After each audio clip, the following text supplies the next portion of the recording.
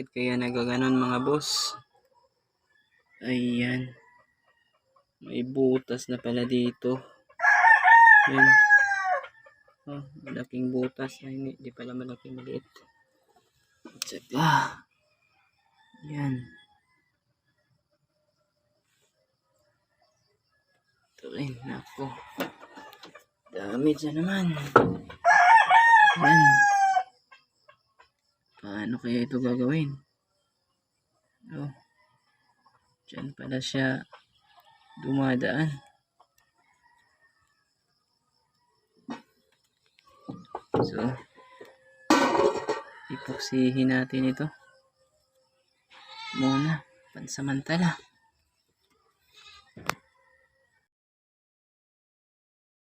So, ito guys, matapos na po natin ito na epoxy guys, yung butas dito sa ilalim, yan o, epoxyhan natin. So, dito rin, lagyan din natin ng epoxy dyan, yung may maliit na butas.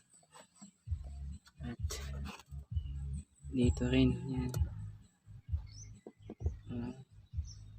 So, punong-puno siya ng bulag guys. So, itakip natin at andaran natin kung okay na ba siya. Hindi na ba siya mag leaking pag mainit ang makina. Yan. So, punasan na natin para kita natin kung wala bang leak talaga pag pinaandar natin.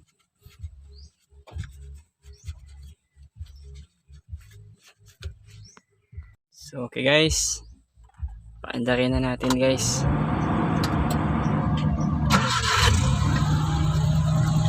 So, tingnan natin guys kung may bubulwak po dyan. Hindi pa ba?